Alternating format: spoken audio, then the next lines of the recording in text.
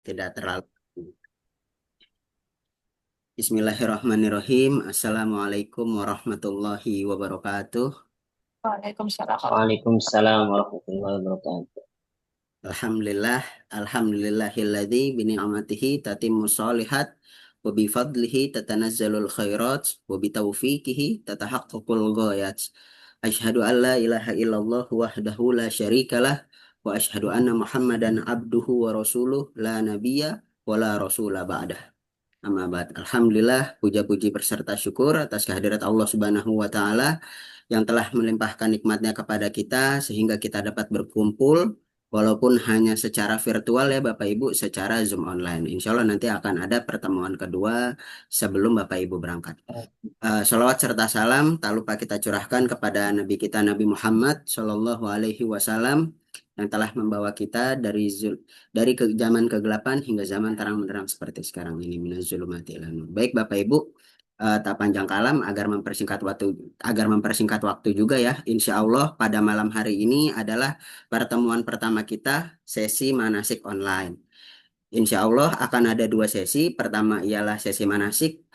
Insya Allah akan disampaikan oleh Al-Ustadz Faisal Muzaki. Alhamdulillah beliau sudah berada di tengah-tengah kita. Kemudian setelah itu sesi tanya jawab terkait teknis ibadah, terkait ibadah umrohnya, masih dengan beliau juga insya Allah. Kemudian setelah itu sesi teknis keberangkatan dari awal Bapak Ibu berangkat hingga Bapak Ibu pulang kembali ke tanah air.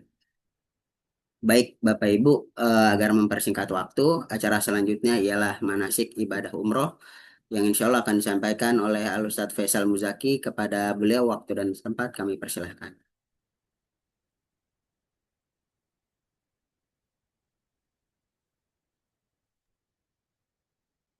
Bismillahirrahmanirrahim. Alhamdulillahi ala ihsanih wa syukru lahu ala taufiqihi wa amtinani. Asyhadu an la ilaha illallah wahdahu la syarika lahu ta'ziman li sya'nih. Asyhadu anna Muhammadan abduhu wa rasuluhu wa la nabiyya ba'da. Amma ba'd. Sebelumnya, Bapak Ibu, perkenalkan nama saya Faisal Muzaki yang insya Allah akan menemani Bapak Ibu selama berada di Madinah dan di Mekah. Jadi nanti kalau di selama perjalanan ini ada pertanyaan atau butuh bantuan, langsung monggo di up di grup atau di japri saja, enggak apa-apa. Insya Allah saya dengan senang hati akan membantu. Nah, insya Allah pada pertemuan kali ini sebelumnya ini 5 orang ini satu keluarga atau beda-beda ya? Kalau Satu boleh tahu. keluarga, Ustaz. Keluarga Satu Ustaz. keluarga, oh Masya Allah. Jadi berarti nanti mungkin dua ini ya, 2 kamar ya. Ya, insya Allah 2 kamar. Baik, baik. Ada namanya Bu Indah ya, Ya, Bu suami Indah, ya. Pak Bonis. Nah, ini yang tiga lagi siapa ya? Iya Kalau Pak. boleh tahu. Pak Bonis tuh ini deh, apa agen yang di Balikpapan ya? Betul, agen Balikpapan. Oh, oh gitu. Ya, Berarti yang jamaah ini yang Bu Indah sama Pak sama iPhone ini ya? ya. Ya, Kalau saya lagi zoomnya satu device sama suami, Pak Rizky. Yang Oh, Bu Indah iPhone sama Pak itu Rizky. kayaknya bapak sama ibu saya, Pak Heri dengan Ibu Umi. Bu Umi. Yang satu Oh, itu Masya Allah. anak saya, umur 6 tahun, Nabila. Oh, Masya Allah. Oh, Masya Allah. Umur 6 tahun ya? Iya, Udah. Berarti Ibu sama suami, kemudian orang tua Ibu, iya sama betul anak sama. Ibu. Ya. Tahu. Baik, sebelumnya udah pernah umroh atau belum Ibu? Bu Kalau Indah. Bapak Ibu sudah tahun lalu sama Wafdullah juga. Hmm. Oh, Eh, Masya Allah. nah, tahun ini saya ada rezeki lebih jadi bawa Bapak sama Ibu. Saya juga, kalau Oh, saya umroh pertama Alhamdulillah. ini, saya sama suami Baik, umroh. baik. Umroh pertama. Oh, Masya Allah, Masya Allah. Berarti umroh pertama ya? Jadi, Iya, insya Allah, pada malam ini kita akan menjelaskan manasik umroh. Ibadah umroh itu seperti apa tata caranya? Secara singkat saja. Karena nanti insya Allah di Madinah juga kita akan ada manasik lagi pemantapan sebelum keberangkatan dan itu kita bisa panjang lebar. Jadi malam ini mungkin kita kayak kasih gambaran seperti apa itu umroh, di sana seperti apa. Jadi kalau ada pertanyaan boleh ditanya. Nanti untuk sesi pemantapannya insya Allah ketika kita di Madinah. Kan jadwalnya kita nih di Madinah dulu ya, ya Mbak Ya, ya. Di iya. Madinah, nanti di situ bisa kita pemantapan manasik, baru berangkat umroh di Mekah. Baik, boleh digeser PPT-nya. Baik. Jadi ibadah umroh atau haji itu kalau orang Indonesia ya istilahnya itu panggilan. Kalau bahasa syar'inya itu takdir Allah. Jadi kalau Allah udah mentakdirkan seseorang berangkat ke ke Baitullah, entah itu umroh atau haji, dengan keadaan apapun dia pasti bisa. Saya pernah dengar cerita orang sakit parah, stroke setengah badan, udah 2 tahun. Kemudian pas waktunya berangkat haji, sebulan sebelum berangkat dia sembuh. Jadi eh, ibadah umroh haji ini memang takdir ya. Ada yang udah punya harta banyak tapi qadarullah sampai meninggal belum bisa berangkat umroh maupun haji. Dan di sini juga disebutkan dalilnya lamani anima ataita wala mu'ti lima manakta. Sebenarnya tidak ada yang bisa menahan apa yang engkau berikan. Allah tidak ada yang bisa menahan apa yang Allah berikan dan tidak ada yang bisa mengasih ketika Allah menghadangnya atau tidak menakdirkannya. Boleh digeser lagi?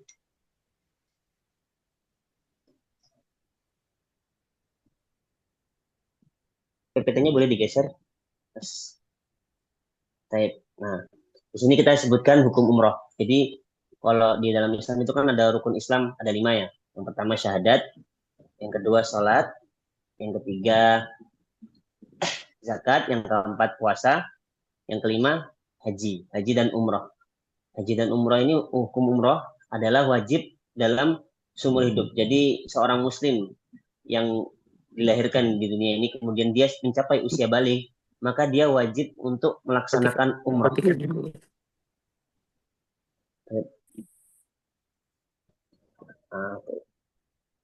Jadi wajib melaksanakan umroh. Nah, Umar bin Khattab berkata, "Laisa ahadun illa wa alaihi hajjatun wa umrah." Sehingga tidak ada seorang pun kecuali wajib atasnya haji dan umrah. Nah, kemudian poin kedua, orang yang telah melaksanakan haji maka telah gugur kewajiban umrahnya. Jadi kalau di haji itu ada ibadah umrahnya juga. Ada yang tidak ada. Jadi ada pilihan. Nah, orang yang belum pernah umrah kemudian pertama kali berangkat haji biasanya disarankan oleh Kemenak atau biasanya travelnya itu diarahkan haji yang ada umrahnya atau bahasa bahasa syar'inya tamattu atau kiron. Boleh digeser lagi? Nah, ini keutamaan atau fadilah dari melaksanakan umrah. Yang pertama adalah menghapuskan dosa. Nabi Shallallahu Alaihi Wasallam bersabda, al-umrah ilal umrah, al-umrah ilal umrah, kafaratun lima bainahuma, wal hajjul mabrur, laisa lahu jazaun illal jannah. Umroh dari umroh ke umroh yang lainnya. Jadi seorang yang umroh kemudian berangkat umroh lagi, kafaratun lima bainahuma, dia menghapus dosa di antara dua umroh tersebut. Nah, wal hajjul mabrur dan haji yang mabrur, haji yang diterima oleh Allah, laisa lahu jazaun, tidak ada pahala, tidak ada balasan kecuali surga. Nah, keutamaan yang kedua, dihilangkan kefakiran dan dilancarkan rezekinya. Nabi SAW bersabda, tabi'ul hajj wal umrah, fa'innahuma yanfiyani dzunub, fa'innahuma yanfiyani al-faqr wa dzunub kama yanfil kibkir qabatul hadid wa dhahab. Wa laysa lil hajjatil mabrur jazaa'un illa jannah. Ikut sertakanlah umrah dengan haji. Maksudnya perbanyaklah ibadah umrah maupun haji. Karena keduanya itu bisa menghapus kefakiran dan dosa maupun besar seperti api yang bisa menghilangkan karat dari besi. Dan tidaklah pahala dari haji yang mabrur itu kecuali surga. Kemudian yang ketiga, umroh itu membuat kita doanya mustajab. Nabi SAW bersabda, al-ghazi fi sabilillah wal hajj, orang yang berperang di jalan Allah, wal hajj, dan orang yang berhaji, wal mu'tamir, dan orang yang berumrah, wafdullah, dia adalah wafdullah, tamu Allah. Ini seperti nama travel yang Bapak Ibu sekarang ini berangkat ini insya Allah, itu namanya wafdullah, yaitu tamu Allah. Da'ahum fa'ajabu wasa'aluhu fa'atahum. Jika mereka meminta kepada Allah, Allah akan beri. Seperti itu. Boleh di selanjutnya. Baik. Kita masuk ke tata cara umroh. Nah, di umroh ini ada dua hukum ya. Di umroh ini dua hukum yang penting, yaitu rukun maupun wajib. Jadi mungkin perlu diingat ya, rukun dan wajib. Rukun itu suatu amalan di dalam haji yang jika ditinggalkan haji dan umroh, jika ditinggalkan ibadah itu tidak akan sah. Sedangkan wajib jika ditinggalkan dia wajib membayar denda baru bisa sah. Seperti itu. Nah, rukun umroh ini ada 4 di dalam umroh ini. Ada 4 rukun di mana kok satu aja tidak dilakukan, maka umroh itu tidak sah. Yang pertama ihram, yang kedua tawaf di Baitullah, kita muterin keliling Ka'bah, yang ketiga sa'i antara Safa dan Marwah. Kemudian keempat urut dalam melaksanakan. Jadi ihram dulu, kemudian tawaf, kemudian sa'i. Nah, itu urut. Jadi 4 rukun umroh ini kalau salah satu nggak dilaksanain itu tidak diterima amalnya. Kemudian boleh digeser lagi. Nah, wajib umroh tadi kan ada ihram, kalau ditinggalkan tidak sah. Wajib umroh ini kalau lupa atau tidak sengaja ditinggalkan, dia boleh membayar denda, menyembelih kambing, itu umroh bisa sah. Tapi kalau kalau kalau sengaja tidak sah. Yang pertama membaca niat di mikot, nanti kita akan jelaskan lebih detail. Yang kedua tahalul atau cukur rambut. Jadi setelah orang umroh itu biasanya di akhir dia akan cukur rambut. Nah, itu wajib umroh, wajib dilaksanakan. Demikian, boleh digeser lagi. Nah, yang pertama kita menjelaskan, kita masuk ke rukun umroh. Dalam bahasa Arab dari kata ahrama yaitu mengharamkan. Kenapa mengharamkan? Karena ketika kita mulai berihram, itu kita masuk di keadaan di mana ada hal-hal yang aslinya boleh, jadi tidak boleh. Nanti kita akan sebutkan juga larangan-larangan ihram seperti potong kuku, cukur rambut, pakai wangian, yang laki-laki tidak boleh memakai topi, yang perempuan tidak boleh parfum. Nah, seperti itu larangan-larangan ihram yang aslinya sebenarnya boleh, tapi ketika orang sudah masuk ke ihram, maka dia tidak boleh melaksanakan hal-hal tersebut, larangan-larangan ihram. Makanya namanya ihram. Nah, nanti di akhir itu ada namanya tahallul, dari kata halal, menghalalkan yang sebelumnya haram. Nah, ihram itu seperti apa? Ihram itu kita datang ke mikot, di mana mikot itu tempat wajib kita ketika lewat situ atau sampai situ, kita wajib berniat untuk melaksanakan umroh. Nah, ini poin pertama, melaksanakan sholat sunnah 2 rakaat di mikot. Jadi di tempat mikot itu insya Allah kita di Madinah, mikotnya Bir Ali, di tempat bernama Zulhulaifah. Jadi kita dari Madinah ke Mekah itu di luar kota Madinah itu ada namanya Bir Ali. Nah, kita di sana itu kita melaksanakan sholat sunnah 2 rakaat, kemudian membaca niat umroh, labbaik Allahumma umrotan. Nah, setelah itu kita disunahkan untuk memperbanyak talbiyah sampai kita masuk ke Masjidil Haram atau memulai tawaf umroh. Talbiyah itu bacanya labbaik Allahumma labbaik, labbaik la syarika laka labbaik, innal hamda wan ni'mata laka wal mulk la syarika lak. Sebelumnya penjelasan Ana ini apakah kurang jelas atau terlalu cepat? Boleh boleh di komen, Sudah jelas. Bu Indah. Iya, jelas. Jelas.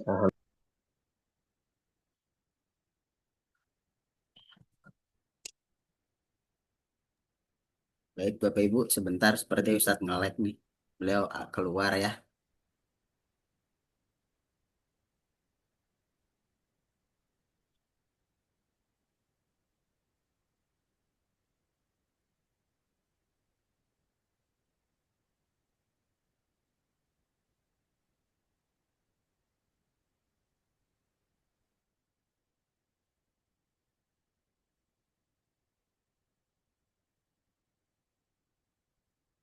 Tuan Ustadz, suara antum masih di mute. Nah, Baik. Boleh digeser lagi PowerPoint-nya. Baik. Nah, mikot itu secara bahasa batas. Secara istilah artinya tempat atau waktu yang ditetapkan oleh Nabi Muhammad SAW sebagai tempat atau waktu memulai haji dan umroh. Jadi kalau kalau Mekah itu dikelilingi oleh mikot. Orang yang mau berangkat umroh atau haji masuk ke Mekah itu ketika lewat mikot ini, daerah-daerah ini atau sejajar, dia wajib dalam keadaan berihram. Seperti itu. Orang yang mau umroh atau haji. Jadi kalau lewat situ kemudian belum berihram, maka dia wajib balik. Karena mikot ini wajib wajib umroh atau haji. Kalau tidak dilaksanain, kalau tidak lupa umroh, dia boleh bayar denda. Tapi ihram sendiri wajib. Seperti itu. Boleh geser lagi. Nah, ini di sini dijelaskan di gambar-gambar. Jadi ihram ada mikot itu ada 5 tempat. Yang pertama Qarnul Manazil, terus ada Yalamlam, Ahlul Yaman. Yalamlam itu tempatnya orang-orang Yaman. Itu biasanya orang Indonesia kalau langsung ke Jeddah itu lewat sejajar dengan Yalamlam. Kemudian ada Qarnul Manazil. Qarnul Manazil itu untuk penduduk Ahlul Najd. Kemudian Ahlul Najd itu dari Riyadh dan lain-lainnya lah. Kemudian ada Zatu Erkin, itu mikotnya orang-orang Irak, penduduk Irak. Nah, kita insya Allah, karena kita ke Madinah dulu, kita mikotnya di Dzul Hulaifah. Nah, itu ada juga mikot Ahlu Syam, yaitu Juhfah. Boleh digeser lagi. Nah, nah ini cara berpakaian ihram ini qadarullah, karena nggak bawa pakaian ihram, Mas. Jadi nanti kalau yang laki-laki, pakaian ihramnya itu disunahkan 2 helai yang tidak ada jahitannya. Kalau dari waktu dulu sudah disediakan kain ihram ya? Sediakan. Nah, itu nanti mungkin yang bawa bapak bisa lihat Mas Rifki sama Pak siapa namanya? Pak Itu mungkin Heri. Pak Heri. Ya. Pak Heri ini bisa lihat di YouTube tata caranya. Jadi insya Allah gampang. Jadi kalau kalau saya biasanya saya ajarin, tapi kalau di YouTube ada yang lebih mudah dan lebih gampang caranya, boleh dipakai. Jadi nggak ada keharusan cara pakainya gimana. Yang penting 2 kain, satu dipakai untuk sarung bawahan dan satu dipakai untuk atasan, selendang atau apa di atasan. Tapi dengan syarat 2 kain ini tidak boleh ada jahitan. Seperti itu. Nah, itu dia di situ ada ini, boleh di skip aja nanti bisa lihat di YouTube ya, mungkin atau yang udah pernah umroh insya Allah sudah paham ya caranya. Boleh digeser. Nah, ini pakaian ihram laki-laki ketika sedang sholat. Seperti itu. Boleh digeser lagi. Nah, kemudian kita masuk rukun yang kedua. Jadi kita di setelah ihram itu kita menuju Mekah. Nanti mungkin kita ke hotel sebentar, eh, apa bersih-bersih, naruh barang, kemudian wudhu dan lain-lain. Kemudian kita berangkat ke Masjidil Haram dari hotel. Nah, kita masuk ke rukun yang kedua yaitu tawaf. Tawaf itu jadi tawaf itu hukumnya seperti sholat kecuali dia tidak boleh dia boleh berbicara. Jadi yang pertama dia wajib wudhu juga, wudhu sebelum tawaf itu wajib. Jadi Bapak Ibu diharapkan sebelum nanti tawaf mungkin buang air dulu, kemudian setelah buang air wudhu. Nah, dan kita berangkat masuk menuju masjid. Ketika akan masuk masjid, disunahkan untuk berdoa. Berdoa masuk masjid, Bismillah, Wassalamualaikum Rasulillah, Allahumma ghfir li dhunubi, waftah li abwaab rahmatik. Ini doa untuk masjid, untuk masuk masjid secara umum ya, nggak khusus Masjidil Haram saja. Kemudian poin ketiga, ketika melihat Ka'bah berdoa, Allahumma zid hadal bait, zid baitaka hadza tashrifan wa ta'ziman wa takriman wa barran wa mahabatan. Itu ketika kita mulai melihat Ka'bah. Nah, kemudian yang keempat, memulai tawaf dengan mencium Hajar Aswad atau mengusap Hajar Aswad dengan telapak tangan atau dengan benda yang dibawa sambil mengucapkan Bismillahi, Allahu Akbar atau Allahu Akbar lalu menciumnya. Jadi, nah itu poin pertama. Kalau tidak memungkinkan, itu cukup dengan isyarah, dengan telapak tangan atau isyarah dengan benda yang dibawa tanpa mengucapnya sambil membaca takbir atau mengusap hajar aswad dan rukunnya mani. Jadi, ketika mulai tawaf itu ada 3 tingkatan. Yang pertama mencium hajar aswad, kemudian kita mulai. Nah, yang kedua itu cukup mengusap hajar aswad. Yang ketiga cukup memberi isyarat. Nah, kemungkinan besar kita poin yang ketiga. Kenapa? Karena untuk mencium hajar aswad itu penuh perjuangan. Jadi kita tidak perlu mencium hajar aswad karena itu bagi yang mampu saja. Kalau tidak memungkinkan, cukup mengusap. Kalau tidak memungkinkan, cukup memberi isyarat. Isyarat cara membaca Bismillahirrahmanirrahim. Nah, hajar aswad ini itu di ujung Ka'bah, biasanya di pojokan itu ada isyarat lampu hijau. Nanti mungkin ketika teknis di lapangan kita akan jelaskan sedikit lagi. Nah, hajar aswad ini mulainya tawaf. Jadi tawaf itu ketika dihitung dimulai ketika kita sejajar dengan hajar aswad. Nah, poin kelima, mengelilingi Ka'bah 7 putaran dengan menjadikan Ka'bah sebelah kiri. Kita muter Ka'bah 7 putaran. Uh, selama itu, kemudian selama tawaf memperbanyak zikir. Subhanallah, walhamdulillah, wala ilaha illallah, wallahu akbar, wala haula, wala quwata illa billah. Jadi ini zikir salah satu yang disyariatkan ketika tawaf. Tapi ketika tawaf itu kita tidak seperti sholat.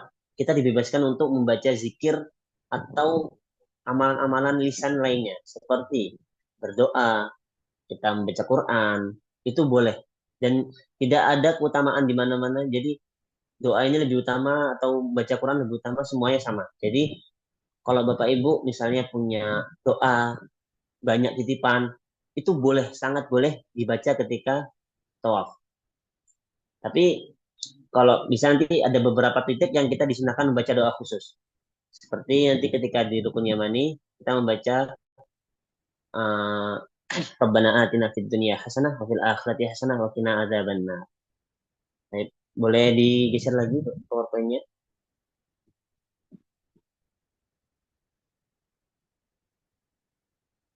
Ketika melewati rukun yamani, mengusapnya dengan tangan kanan sambil mengucapkan Bismillahirrahmanirrahim.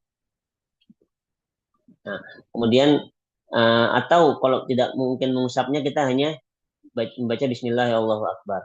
Nah, yang ke-8, di antara rukun yamani dan hajar aswad, kita membaca doa Rabbana atina fid dunya hasanah wa fil akhirati hasanah wa qina adzabannar. Ini doa satu jagat ya. Atau doa Allahumma inni as'alukal afwa wal afiyah fid dunya wal akhirah. Rabbana atina fid dunya hasanah wa fil akhirati hasanah wa qina adzabannar. Nah, kita 7 kali putaran. Setiap sampai hajar aswad kita mengerjakan seperti poin yang tadi di awal, membaca Bismillahirrahmanirrahim selain mengusap, memberi isyarat. Nah, selesai di hajar aswad ke-7, kita udah selesai 7 putaran. Kita menuju Maqam Ibrahim. Kita menuju Maqam Ibrahim, kemudian membaca wattakhidhu min maqami Ibrahim musalla. Setelah itu kita sholat 2 rakaat. Sholat 2 rakaat. Pada rakaat pertama membaca Al-Ikhlas, kemudian rakaat kedua boleh digeser lagi.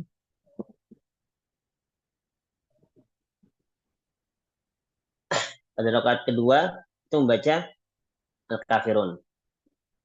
Nah, 11 kemudian setelah kita sholat 2 rakaat, kita disunahkan untuk berdoa dulu, berdoa lagi. Setelah itu kita menuju tempat sa'i. Nah, sebelum menuju Bukit Sa'i, kita disunahkan untuk mengusap atau mencium hajar aswad lagi jika memungkinkan. Kalau tidak memungkinkan, kita langsung menuju Bukit Sofa. Nah, poin 12, minum air zam-zam dengan baca doa yang baik-baik. Allahumma inna as'aluka ilman nafi'an wa rizqan wasi'an wa shifaan min kulli da'. Ini doa meminum air zam-zam. Nah, nanti kalau untuk laki-laki atau perempuan kadang melihat banyak di apa, setelah minum zam-zam itu kepala dibasahin. Itu Allah alam, Rasulullah melakukan itu, tapi beliau juga tidak memerintahkan. Jadi ada yang berpendapat itu karena beliau kepanasan, ada yang berpendapat itu termasuk syariat. Jadi biasanya setelah minum, kepala itu dibasahin juga. Boleh digeser lagi? Nah, kemudian kita masuk rukun yang ketiga, yaitu sa'i. Sa'i itu kita dari Bukit Sofa ke Bukit Marwah sampai 7 kali. Nah, Bukit Sofa ke Marwah dihitung sekali, Marwah ke Sofa dihitung sekali. Jadi mulai dari Bukit Sofa selesai di Bukit Marwah. Ketika kita dekat dengan Bukit Marwah Sofa, kita membaca Inna Sofa wal Marwata min sya'airillah. Sesungguhnya Bukit Sofa dan Marwah itu termasuk syiar-syiar Allah Ta'ala. Kemudian yang kedua, setelah kita tiba di atas Bukit Sofa, kita membaca doa Allahu Akbar, Allahu Akbar, Allahu Akbar. La ilaha illallah wahdahu la syarika lahu lahul mulku wa lahul hamdu wa huwa ala kulli syai'in qadir. La ilaha illallah wahdah anjaza wa'da wa nasara 'abda wa hazamal ahzaba wahdah. Itu 3 kali. Kemudian kita lanjut ke berangkat menuju Bukit Marwah. Boleh digeser lagi PowerPoint-nya. Nah, kemudian turun dari Sofa menuju Marwah. Nah, ketika sampai ada lampu hijau, nanti di sana ada lampu hijau tuh, ada gambarnya. Itu laki-laki disunahkan untuk berjalan cepat atau berlari kecil. Sedangkan wanita tetap jalan seperti biasa. Nah, di lampu hijau itu disunahkan untuk membaca doa Rabbighfir warham wa antal a'azzul aqwam. Nah, kemudian sampai di Bukit Marwah, kita disunahkan untuk membaca doa seperti yang ada seperti doa di Bukit Sofa tadi. Nah, ini dari Bukit. Nah, ini poin kelima itu dikerjakan 7 kali. Sofa ke Marwah, Marwah ke Sofa, dan diakhiri di Marwah, di Bukit Marwah. Selama sa'i, Sofa Marwah disunahkan membaca doa dan zikir seperti contoh di atas. Dan juga diperbolehkan membaca doa dan zikir yang lain, termasuk ketika berjalan dari Bukit Sofa menuju lampu hijau dan lampu hijau menuju Marwah. Jadi ketika berjalan itu disunahkan membaca doa seperti tadi, atau seperti yang tadi saya bilang, nggak ada doa khusus, jadi Bapak Ibu bisa mengambil doa, titipan doa itu semua dibaca di situ, atau ini, jadi seperti itu. Boleh digeser lagi.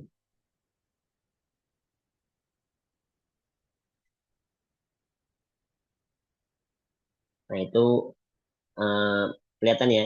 Jadi dari Sofa ke Marwah 1, 3, 5, 7. Dari Marwah 2, 4, 6. Seperti itu. Sofa ke Marwah 1. Kemudian yang ketujuh, tahallul. Boleh, boleh. Nah, tahallul ini tadi tadi kita sebutkan ihram itu kan mengharamkan apa yang sudah halal. Nah, tahallul itu dari kata halal, itu menghalalkan yang sebelumnya haram. Jadi tadi laki-laki itu nggak boleh kita nggak boleh pakai parfum, nggak boleh potong kuku, nggak boleh ini. Nah, itu ketika kita tahallul cukur itu sudah dibolehkan melaksanakan hal-hal yang dilarang tersebut. Jadi untuk laki-laki disunahkan cukur gundul atau cukur pendek, dan cukur gundul itu 3 kali lebih mulia. Jadi dulu Nabi pernah ditanya, Nabi pernah bersabda, semoga Allah merahmati orang-orang yang cukur gundul ketika keadaan tersebut. Ya. Nah, kemudian para sahabat yang cukur pendek, para sahabat bertanya, kalau yang cukur pendek gimana? Rasulullah mengulangi, semoga Allah merahmati orang-orang yang cukur gundul. Nah, diulangi lagi sahabat, Rasulullah mengulangi sabda tersebut. Baru keempat kalinya, baru Rasulullah bersabda, rahimahullah muqassirin. Semoga Allah merahmati orang-orang yang cukur pendek. Jadi orang yang cukur gundul itu 3 kali lebih pahalanya lebih lebih besar atau lebih mulia dari orang yang cukur pendek. Nah, cukur gundul itu dalam syariat dalam umroh ini cukur yang nggak ada rambutnya sama sekali yang diklik. Kalau Indonesia kan kadang gundul itu cukur pendek masih ada 1 senti itu dibilang gundul. Sedangkan di dalam syariat itu gundul itu yang nggak ada helai rambutnya lagi yang diklik seperti itu. Boleh digeser lagi. Nah, nama yang keempat ihram yang apa rukun yang keempat dalam ihram ini dalam umrah ini adalah urut, yaitu melaksanakan ibadah tadi, ihram dulu, kemudian tawaf, kemudian sa'i. Jadi Nabi SAW bersabda, "Lita'khudhu anni manasikakum, lita'khudhu manasikakum." Agar kalian mengambil manasik seperti aku yang kaifiyahnya atau tata caranya seperti yang aku lakuin. Jadi Rasulullah melaksanakan umrah itu berurutan. Ihram dulu, kemudian tawaf, kemudian sa'i. Dan itu dilaksanakan dalam berurutan. Boleh digeser lagi? Nah, tawaf wada. Tawaf wada ini tawaf perpisahan. Jadi dalam hadis, tawaf wada itu diwajibkan untuk orang-orang yang berhaji aslinya. Nah, orang-orang yang umroh saja seperti nanti Bapak Ibu kan Mekah dan Madinah ini hanya melaksanakan umroh ya. Itu para ulama bersepakat bahwa itu hukumnya sunnah karena Nabi SAW tidak pernah tawaf wada ketika umroh. Beliau hanya tawaf wada ketika haji. Jadi kalau Bapak Ibu nanti sebelum pulang itu mau tawaf wada, tafadhol silahkan nanti kita akan temani, kita akan bantu dengan fasilitasi, tapi hukumnya sunnah. Jadi yang mau tafadhol silahkan seperti itu. Boleh digeser lagi. Jazakumullah khairan. Mungkin nanti kita belum sebutkan tadi larangan-larangan ihramnya. Nanti kita akan jelaskan lagi ketika di Madinah atau nanti kita akan tulis larangan-larangan ihram aja kita share di grup. Jadi mungkin ketika di Madinah kita bisa sharing dan kita akan jelaskan lebih detail ketika pemantapan. Demikian jazakumullah khairan katsiran. Afwan kalau kurang jelas atau terlalu cepat, insya Allah nanti kalau ada pertanyaan boleh di-up setelah ini. Demikian, Assalamualaikum warahmatullahi wabarakatuh.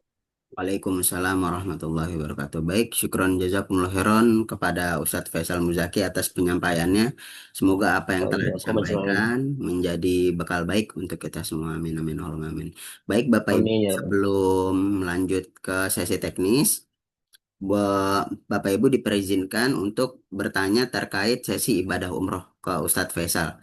Bagi yang ada pertanyaan dan ingin bertanya terkait ibadah umrohnya ataupun terkait bacaan umrohnya, boleh tafadhol ditanyakan kepada Ustadz Faisal. Silakan Bapak Ibu. Assalamualaikum warahmatullahi wabarakatuh. Waalaikumsalam warahmatullahi. Waalaikumsalam warahmatullahi wabarakatuh. Jadi Pak Ustadz, saya mau nanya nih, kalau misalnya kita sudah selesai rangkaian umrohnya, kemudian kita masih punya waktu nih, dan saya misalnya sama suami, mungkin karena yang rangkaian umroh pertama kan, Kak, mungkin bisa jadi fokus saya tuh agak pecah karena bawa anak kecil nih. Jadi Siap. misalnya saya mau umroh lagi, yang kedua Mm-mm. tapi berdua aja sama suami gitu, karena anak mungkin nanti ikut ikut kakeknya. Nah, itu apa Uh-uh. bisa, Ustaz? Jadi umroh kedua itu sebenarnya boleh. Maksudnya boleh itu dalam artian Nabi SAW tidak melarang. Meskipun Nabi sendiri tidak pernah melaksanakan umroh satu kali safar, dua kali umroh itu belum pernah. Tapi beliau tidak ada larangan. Jadi banyak praktek sekarang ini travel umroh memfasilitasi nanti kalau misalnya mau umroh lagi kita akan antar ke mikot, kita nanti mungkin pas umroh pertama kita jelaskan seperti ini seperti itu nanti. Jadi ketika mau umroh kedua kali boleh, sangat boleh sekali, nanti mungkin bisa apa bisa komunikasi ke saya nanti pas di sana. Jadi insya Allah kita akan bantu semaksimal mungkin. Kalau misalnya kita posisi sudah di Tanah Haram gini, udah Mm-mm. selesai rangkaian umroh, terus kita mau umroh kedua itu ambil mikotnya di mana, Ustaz? Nah, untuk penduduk Mekah, untuk orang-orang yang sudah di Mekah, itu mikotnya cukup keluar tanah haram saja. Nah, biasanya biasanya kalau jamaah umroh itu biasanya diarahkan ke Masjid Aisyah di Tanim atau ke Ji'ronah. Ada beberapa tempat seperti Hudaybiyah dan lain-lain, tapi yang biasanya masyhur itu Masjid Aisyah atau Tanim. Biasanya pesan taksi, mungkin taksi itu sekitar 50 real ya, PP. Kalau kalau itu biasanya. Mereka minta taksi 50 real, jadi dari hotel kita diantar ke Masjid Aisyah, kita sholat 2 rakaat, terus niat, kemudian diantar lagi ke Masjidil Haram. Seperti itu. Atau bisa jadi kalau mau nanti mungkin ketika city tour. Jadi ketika city tour di Mekah itu insya Allah kita ada city tour ya. Ya. City tour nanti yang laki-laki bawa kain ihram, nanti ketika pulang dari city tour itu bisa mampir ke Tanim atau Ya. Ji'ronah. Jadi di sana ihram berniat kemudian berangkat seperti itu.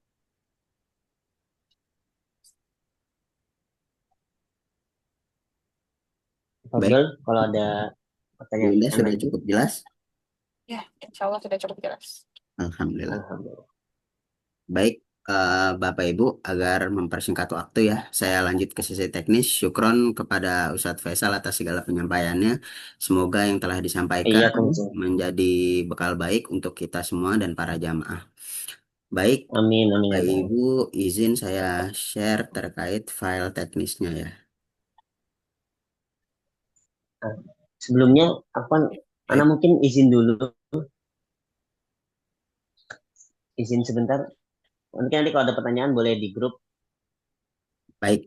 Dat- boleh. Demikian. Jika antum ada kesibukan lain, boleh boleh eh, tafadhol lebih dulu. Nanti jika jamaah ada pertanyaan, boleh di grup atau chat Ustadz Faisal ya. Ustadz Faisal sudah perkenalkan di boleh. grup juga. Seperti itu. Saya, so, demikian. Baik, Ana pamit dulu. Assalamualaikum warahmatullahi wabarakatuh. Waalaikumsalam warahmatullahi Waalaikumsalam wabarakatuh. warahmatullahi wabarakatuh. Syukran sajana. Waalaikumsalam. Baik, Bapak Ibu, Bismillah. Saya jelaskan terkait teknis ya dari awal Bapak Ibu berangkat dari Indonesia sampai pulang kembali ke Indonesia. Bismillahirrahmanirrahim. Panduan teknis keberangkatan jamaah umroh private ya 9 Agustus 2025. Program 9 hari. Alhamdulillah file ini juga sudah kami share di grup. Hanya saja mungkin pasti nantinya akan ada beberapa pertanyaan. Baik, kami bacakan ulang ya. Untuk rekomendasi bawaan di sini, insya Allah sudah kami pertimbangkan Bapak Ibu.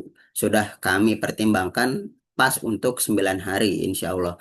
Namun rekomendasi bawaan di sini hanyalah acuan awal atau memang hanya rekomendasi ya. Nanti Bapak Ibu bisa cocokkan kembali terkait jumlahnya dan apa saja yang dibawa. Nah, yang perlu digarisbawahi adalah seperti karena sekarang saat sedang musim panas, Bapak Ibu. Yang perlu digarisbawahi adalah membawa skincare atau perawatan wajah seperti pelembab, Vaseline ya, Bapak Ibu, karena di sana masih cukup panas cuacanya. Bapak Ibu jangan lupa membawa pelembab wajah atau skincare ya, agar wajahnya juga tidak terbakar ya, tidak gosong lah kena sinar matahari yang begitu panas di sana. Di sana sekarang cuacanya cukup tinggi Bapak Ibu sekitar 35 sampai 38 derajat. Beberapa hari lalu juga masih 38 derajat. Jadi Bapak Ibu dipersiapkan di garis bawahi rekomendasi bawaan di sini adalah acuan awal dari kami. Sudah kami sesuaikan untuk 9 hari. Jumlahnya juga insya Allah sudah sesuai ya. Namun bisa dipertimbangkan kembali untuk kebutuhan masing-masing nanti. Juga kami ingatkan ya, bagi para jamaah yang ingin membawa power bank, ini maksimalnya 10.000 mah. Power bank maksimal 10.000 mah. Jangan lebih dari 10.000 mah. Karena biasanya kalau lebih dari 10.000 mah, nanti akan disita di Bandara Soekarno-Hatta oleh pihak maskapai. Seperti itu. Kemudian ya, juga di garis bawahi boleh ini membawa kacamata hitam Bapak Ibu karena sedang musim panas. Nanti agar saat city tour ke Jabal Uhud, ke Jabal Rahmah, ini nggak terlalu silau melihat langit. Kemudian juga payung lipat kalau mau bawa boleh, tafadol. Karena memang cuacanya cukup panas, biasanya banyak ya saat city tour ada juga yang dagang yang jualan payung di sana. Biasanya jual-jualan kalau musim panas di sana tuh banyak yang jualan payung juga dan kacamata. Nah, alangkah baiknya kan Bapak Ibu membawa dari Indonesia payung lipat. Khawatir nanti di sana carinya susah juga. Ya walaupun sebenarnya payung ini tidak wajib Bapak Ibu, namun masuk ke rekomendasi bawaan kami karena sedang musim panas. Baik, saya lanjut. Nanti insya Allah Bapak Ibu akan dijemput di airport ya, insya Allah di Terminal 3 karena menggunakan Garuda. Nanti Bapak Ibu flight dari Balikpapan, insya Allah ditemani oleh Pak Bonis di Balikpapannya, juga tim handling Pak Bonis ya di sana di Balikpapan. Kemudian landing di Jakarta, insya Allah Bapak Ibu pukul 13.45 ya, insya Allah landing di Jakarta. Kemudian saat landing nanti, insya Allah kalau memang peraturannya tidak sedang ketat, insya Allah nanti akan ada tim handling yang menjemput Bapak Ibu ke dalam conveyor. Kalau memang peraturannya sedang ketat, biasanya tim handling tidak bisa masuk Bapak Ibu. Nanti Bapak Ibu landing di Jakarta, kemudian mengurus bagasi di dalamnya sendiri. di conveyor saat di Jakarta, kemudian bagasi Bapak Ibu didorong keluar ke pintu exit. Nah, pintu exitnya ini, di foto ini. Nanti insya Allah tim handling akan menunggu di sini. Semoga nanti peraturan Soekarno-Hatta tidak sedang ketat, karena berubah-berubah Bapak Ibu saat ini. Kadang handling bisa masuk, kadang nggak bisa masuk. Nanti kalau handling nggak bisa masuk, insya Allah handling menunggu Bapak Ibu semuanya di sini. Setelah dari sini, insya Allah nanti Bapak Ibu sudah bertemu dengan tim handling, juga bertemu dengan saya insya Allah ya. Nanti insya Allah saya juga menyambut Bapak Ibu di Jakarta. Kemudian dari sini Bapak Ibu nanti dipesankan mobil menggunakan shuttle hotel, kemudian menuju Hotel Swiss Berlin atau Citadines Airport. Nanti hotelnya di sini Bapak Ibu. Bapak Ibu menginap semalam, kemudian juga sudah include ya untuk breakfastnya besok paginya. Setelah Bapak Ibu menginap, besok pagi breakfast, kemudian insya Allah menuju bandara Terminal 3 seperti itu Bapak Ibu. Besok paginya insya Allah bersama panitia juga. Baik, saya lanjut. Untuk dress code keberangkatan Bapak Ibu adalah batik yang sudah kami berikan. Kalau batiknya sudah dijahit, silahkan dipakai nanti pada tanggal 9 Agustusnya Bapak Ibu saat menuju airport. Kalau memang belum dijahit ya sudah nggak perlu dipakai. Namun alangkah baiknya dipakai Bapak Ibu demi keseragaman. Nanti insya Allah kita foto bersama seperti ini juga di bandara. Kemudian bagasi jamaah ya. Seluruh jamaah mempersiapkan koper beri nama lengkap sesuai paspor. Jadi Bapak Ibu koper besar dan koper kecil ini wajib diberi nama masing-masing ya. Walaupun ini hanya keluarga Bapak Ibu tetap harus diberi nama agar memudahkan nanti tim handling ngantar ke hotel. Nanti kan ada 2 kamar juga, jadinya nanti ditaruh di depan pintu kamarnya masing-masing oleh tim handling seperti itu. Jadi kopernya harap diberi nama. Nah, aturan ini ya, jumlah bagasi adalah 23 kilogram. Sebetulnya kali 2 Bapak Ibu. Jadi, koper besar dan koper kecil ini bisa dua-duanya bisa masuk ke dalam bagasi. Jadi, koper kecil nggak wajib dinaikin ke kabin Bapak Ibu. Namun, kalau memang Bapak Ibu mau bawa ke kabin, boleh silahkan. Hanya saja bawaan ke kabin maksimal 7 kilogram. Kalau koper kecil mau dibawa ke kabin, berarti maksimal beratnya di 7 kilogram. Kalau mau disetor ke bagasi, dua-duanya boleh dan maksimalnya per kopernya 23 kilo kalau untuk disetor ke bagasi. Seperti itu. Selama program, bagasi jamaah akan difasilitasi oleh tim handling kecuali bawaan ke kabin pesawat. Nah, jadi barang bawaan Bapak Ibu yang dibawa ke kabin adalah tanggung jawab masing-masing. Jadinya harap dijaga untuk bawaan ke kabin seperti yang membawa laptop atau elektronik lainnya yang akan dibawa ke kabin ini dijaga masing-masing Bapak Ibu ya. Kemudian koper kecil jika ingin dibawa ke kabin juga jangan lupa setelah saat landing nanti di Jeddah turunkan kopernya dari kabin kemudian dibawa. Jangan sampai ada barang yang tertinggal di dalam pesawat. Dan insya Allah ya, insya Allah Ustadz Faisal bersama-sama dengan Ibu berangkat dari Indonesia. Namun nanti saat pulang kembali ke tanah air Bapak Ibu sendiri, tidak ditemani oleh Ustadz Faisal. Insya Allah dari Indonesia ditemani oleh Ustadz Faisal, insya Allah. Kemudian baik Bapak Ibu saya lanjut gunting kuku dan lain-lain wajib masuk ke bagasi. Nah alat tajam ya Bapak Ibu yang membawa gunting kuku, kemudian pisau, cutter yang membawa alat-alat tajam ini wajib masuk ke koper besar Bapak Ibu. Kemudian juga cairan yang melebihi 100 mili wajib di koper bagasi atau koper besar. Bapak Ibu yang membawa skincare, sabun, sampo yang berbentuk cairan semuanya melebihi 100 mili ini wajib dimasukkan ke koper besar juga. Kecuali power bank. Bapak Ibu yang membawa power bank 10.000 mah wajib ditaruh di kabin atau di tas lempang yang sudah kami berikan. Jadi power bank jangan ditaruh di 2 koper ini Bapak Ibu ya.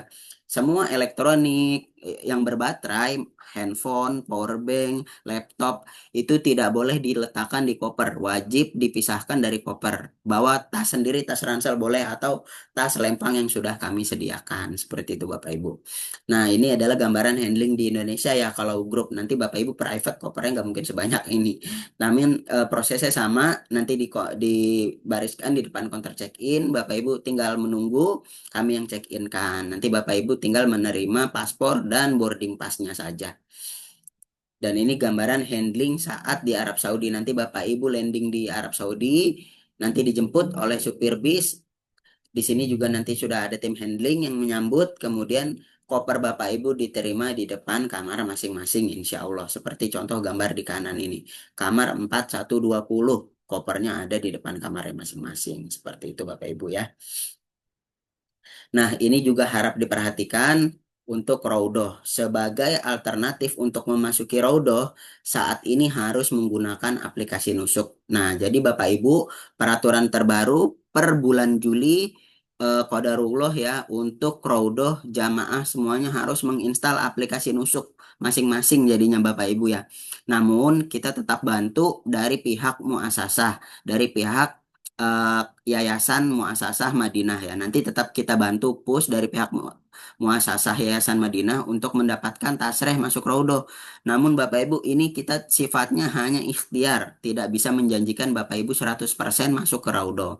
Nah, sebagai alternatif sambil menunggu dapatnya tasreh atau tidak dari pihak travel, Bapak Ibu menginstal aplikasi Nusuk. Nanti bisa diinstal aplikasi Nusuk di handphone masing-masing. Setelah manasik ini juga saya share video tutorialnya di grup ya, insya Allah.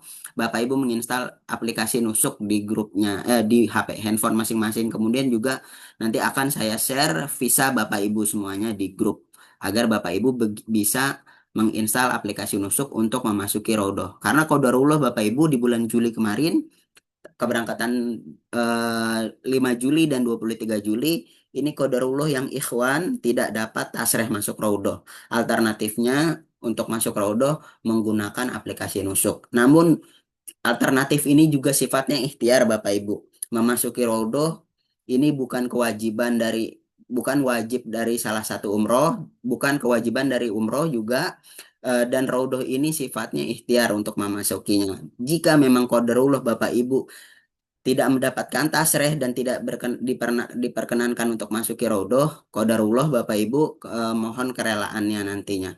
Namun kita tetap berikhtiar agar Bapak Ibu mendapatkan Raudoh. Kami ingatkan bahwasannya tempat mustajab untuk berdoa bukan hanya Raudoh. Masih banyak sekali tempat mustajab untuk Bapak Ibu berdoa. Bahkan Bapak Ibu perjalanan dari Balikpapan sampai Jakarta saja sudah mustajab karena Bapak Ibu sudah bersafar. Salah satu hadis Nabi adalah eh, bahwasannya musafir doanya mustajab. Tadi juga seperti yang disampaikan di manasik sudah ada juga ya. Da'ahum fa'ajabuhu. Barang siapa yang bersafar maka meminta kepada Allah maka Allah mengkabulkannya. Juga seperti itu Bapak Ibu bersafar dari Jakarta sampai Madinah, doa Bapak Ibu juga sudah mustajab. Jadi tempat mustajab itu bukan hanya tempat namun juga ada waktu yang mustajab. Seperti itu Bapak Ibu. Namun insya Allah Bapak Ibu bisa memasuki Raudoh insya Allah tetap. Karena ini umroh private biasanya lebih mudah Bapak Ibu. Jika memang tidak dapat tasreh, nanti dibantu via aplikasi Nusuk. Nanti juga dibantu oleh Ustadz Faisal saat keberangkatan kalau memang Bapak Ibu belum menginstal ya. Namun lebih baik dari besok sudah coba menginstal aplikasi Nusuk. Setelah manasik, nanti saya sampaikan video tutorial untuk mendownload aplikasi Nusuk. Baik, cukup sampai sini ya Raudoh ya. Saya lanjut. Ini itinerary umroh Bapak Ibu ya. Hari pertama di sini Balikpapannya saya belum tulis Bapak Ibu, mohon maaf. Nanti Bapak Ibu hari pertama ini dari Balikpapan tanggal 8 Agustus, kemudian landing di Jakarta tanggal 8 Agustus. Kemudian Bapak Ibu menginap. Nah, di tanggal 9 Agustusnya, insya Allah Bapak Ibu berkumpul ke Terminal 3 Soekarno-Hatta jam 9 pagi. Nanti dari hotel bareng-bareng naik shuttle hotel sudah gratis ke Terminal 3 jam 9 pagi dari hotel. Kemudian berkumpul di Terminal 3, nanti sudah bertemu dengan kami, dengan tim handling juga di Terminal 3. Kemudian Bapak Ibu proses check-in, Bapak Ibu nanti menunggu dulu yang check in kan tim handling, yang ngurus bagasi tim handling, nanti Bapak Ibu menunggu di kursi tunggu, kemudian mendapatkan boarding pass masing-masing dan paspor masing-masing. Setelah itu Bapak Ibu masuk ke ruang tunggu. Nah, Bapak Ibu insya Allah akan take off menuju Jeddah pukul 13.45 dan akan tiba di Oh, Bapak Ibu menuju Madinah ya, mohon maaf. Menuju Madinah pukul 13.45 dan insya Allah akan tiba di Madinah pukul 19.35. Seperti itu Bapak Ibu. Jadi insya Allah Bapak Ibu tiba di kota Madinah jam setengah 8 malam. Setelah itu proses check out imigrasi keluar dari Bandara Madinah kemungkinan jam setengah 9 malam atau jam 9 malam. Kemudian Bapak Ibu dari Bandara Madinah menuju Hotel Madinah menggunakan mobil ini ya, bukan bus, nggak mungkin bus. Mungkin nanti seperti Elf, Bapak Ibu, seperti mobil Elf seperti itu ya. Nah, kemudian check-in Hotel Madinah, malam itu Bapak Ibu langsung istirahat, tidak ada kegiatan. Kemudian hari kedua, Bapak Ibu city tour dalam sekitar Masjid Nabawi. Ini maksudnya ziarah sekitar Masjid Nabawi, Bapak Ibu ya, ziarah sekitar Masjid Nabawi. Ini rutenya nanti ada Makam Baki, kemudian ada Masjid Abu Bakar, Masjid Umar, Masjid Ali, kemudian juga ada Masjid Gomamah nantinya, kemudian ada Sakifah Bani Saidah. Nah, di hari kedua ini nanti insya Allah kalau memang tasreh Bapak Ibu dapat dari kami pihak travel, insya Allah Bapak Ibu bisa masuk Raudoh di hari kedua tanggal 10. Kalau memang kami tidak mendapatkan tasreh, Bapak Ibu nanti mendaftar via aplikasi Nusuk, ambil antriannya untuk di tanggal 10 atau di tanggal 11. Jadi nanti Bapak Ibu install aplikasi Nusuk, di situ nanti ada pilihannya untuk memasuki Rodoh. Maunya di tanggal berapa? Nah, saran kami Bapak Ibu memilih di tanggal 10 atau di tanggal 11. Hanya di dua tanggal ini ya, jangan lewat dari tanggal 11. Karena Bapak Ibu tanggal 12-nya hari keempat Bapak Ibu akan menuju kota Mekah untuk umroh seperti itu. Nah, insya Allah nanti Bapak Ibu hari keempat check out Hotel Madinah. Hari ketiga dulu Bapak Ibu, mohon maaf ya. Hari ketiga Bapak Ibu di Madinah City Tour Kota Madinah. Nanti City Tour Kota Madinah rutenya Masjid Kuba, Jabal Uhud tadi, kemudian Masjid Kiblatain dan ada beberapa destinasi lainnya nanti ya. Insya Allah selama kegiatan akan ditemani oleh Ustadz Faisal seperti itu. Hari keempat Bapak Ibu check out Hotel Madinah dan menuju stasiun kereta cepat. Insya Allah nanti dari Madinah ke Mekah naik kereta cepat. Seperti itu. Insya Allah 2,5 jam sudah sampai di kota Mekah. Kemudian setibanya di kota Mekah, Bapak Ibu pelaksanaan umroh bersama-sama. Nanti tiba di kota Mekah, Bapak Ibu check-in hotel Mekah, naruh barang-barang, bisa istirahat sebentar ya, bersih-bersih. Mungkin 15 menit Bapak Ibu makan malam dan bersih-bersih atau 30 menit makan malam, bersih-bersih. Yang mau mandi dipersilahkan, namun jangan sampai menggunakan sabun karena sabun dilarang ya ketika Bapak Ibu sudah niat umroh. Kemudian juga setelah itu Bapak Ibu langsung pelaksanaan umroh bersama-sama dengan Ustadz Faisal. Mungkin Mbak Aisyah Bapak Ibu ini umrohnya. Kemudian hari kelima Bapak Ibu City Tour Kota Mekah ya. Nah ini kemarin disampaikan oleh Pak Bonis bahwasannya City Tour Kota Mekah dan Taif ditukar harinya nih ya karena eh, cuci darah ya seperti itu. Nanti di sana disesuaikan lagi oleh Ustadz Faisal juga nanti di sana bisa jadi itinerary ini hanyalah gambaran awal Bapak Ibu bisa berubah sewaktu-waktu saat di keberangkatan tetap melihat program aktual nanti di lapangan seperti itu. Di sini hari kelima masih City Tour Kota Mekah, kemudian hari keenam City Tour Kota Taif. Nanti kalau memang mau ditukar di switch bisa di sana nanti bersama Ustadz Faisal. Kemudian hari ketujuh hari Jumat Bapak Ibu libur tidak ada kegiatan. Hari ketujuh nanti sholat Jumat, kemudian kegiatan bebas hanya memperbanyak sholat dan ibadah di Masjidil Haram. Kemudian ini juga Bapak Ibu setiap kegiatan ini hanya dari pagi sampai siang. Hanya dari pagi jam 8 pagi sampai jam setengah 1 siang atau sampai jam 1 siang. Seperti itu semua kegiatannya. Jadi setiap siang hari sampai malam Bapak Ibu tidak ada kegiatan. Bisa dimanfaatkan untuk umroh lagi kalau mau umroh kedua ataupun untuk memperbanyak ibadah di masjid atau juga untuk belanja oleh-oleh seperti itu. Kecuali nanti ya saat ke Taif. Saat ke Taif ini kemungkinan Bapak Ibu sampai sore sebelum maghrib atau maghrib baru sampai Hotel Mekah kembali. Nah, kemudian hari ke-8 Bapak Ibu ini check out Hotel Mekah. Nanti check out Hotel Mekah, kemungkinan Bapak Ibu setelah check out menuju Jeddah dan akan ada city tour Jeddah insya Allah. Namun melihat aktual di lapangan juga kondisi aktual di lapangan. Insya Allah akan ada city tour Jeddah ke Al-Amudi ya, ke Museum Al-Amudi dan ke Kornais namanya. Dan kemudian Bapak Ibu take off dari Jeddah ke Jakarta ini di tanggal 17-nya pukul 01.50 atau jam 2 kurang 10 menit ya. Waktu Arab Saudi. Kemudian insya Allah Bapak Ibu tiba di Soekarno-Hatta pukul 4 sore ya. Nah, setelah Bapak Ibu tiba di Soekarno-Hatta, nanti disambut oleh tim handling, proses bagasi dan proses jam-jam kurang lebih 2 sampai 3 jam Bapak Ibu ya. Nanti sambil menunggu Bapak Ibu akan kami berikan makan siang, ini makan sore ya. Kemudian Bapak Ibu penjemputan untuk menuju hotel kembali. Nanti menginap kembali di Hotel Transit Jakarta. Setelah Bapak Ibu menginap, besoknya di tanggal 18, Bapak Ibu baru terbang kembali ke Balikpapan. Seperti itu. Insya Allah jadwal domestiknya juga sudah dibagikan ya oleh Pak Bonis kepada Bapak Ibu. Jadi gambaran kegiatannya seperti itu Bapak Ibu. Nanti juga ini bisa berubah-ubah saat keberangkatan di sana. Namun gambaran awalnya seperti ini. Insya Allah tidak banyak perubahan. Mungkin hanya Siti Tur Mekah dan Taif tadi ya yang berubah. Baik, saya lanjut. Ini hotel Bapak Ibu selama di sana, hotel di Madinah, nanti Front Taiba. Front Taiba ini sudah langsung pelataran ya. Ini juga kelihatan Payung Madinah, ini hotelnya. Seperti itu. Nanti keluar hotel langsung masuk gerbang. Ini langsung pelataran Masjid Nabawi. Kemudian juga di Mekah hotel Bapak Ibu Swiss Al Makom. Swiss Al Makom ini di dalam Tower Zamzam ya. Di Tower Zamzam nih di sini Bapak Ibu. Nanti setelah turun masuk kamar, turun dari hotel, keluar langsung pelataran Masjidil Haram. Seperti itu Bapak Ibu. Baik, saya lanjut. Untuk paspor ya, untuk paspor Bapak Ibu selama umroh nanti saat tiba di kota Madinah, paspor Bapak Ibu dikumpulkan ke Ustadz Faisal. Nanti Ustadz Faisal akan kembalikan paspor Bapak Ibu pada hari kepulangan di Bandara Jeddah. Nah, identitas selama Bapak Ibu umroh digantikan dengan ID card resmi dari Kemenak. Jadi nanti selama umroh Bapak Ibu tidak perlu megang paspor agar juga aman oleh kita ya. Karena kalau paspor hilang ini sifatnya sangat sulit Bapak Ibu mengurusnya di sana. Seperti itu. Bapak Ibu sedangkan untuk pulang ke Indonesia harus menggunakan paspor. Jadi paspornya kami tahan sementara selama di sana.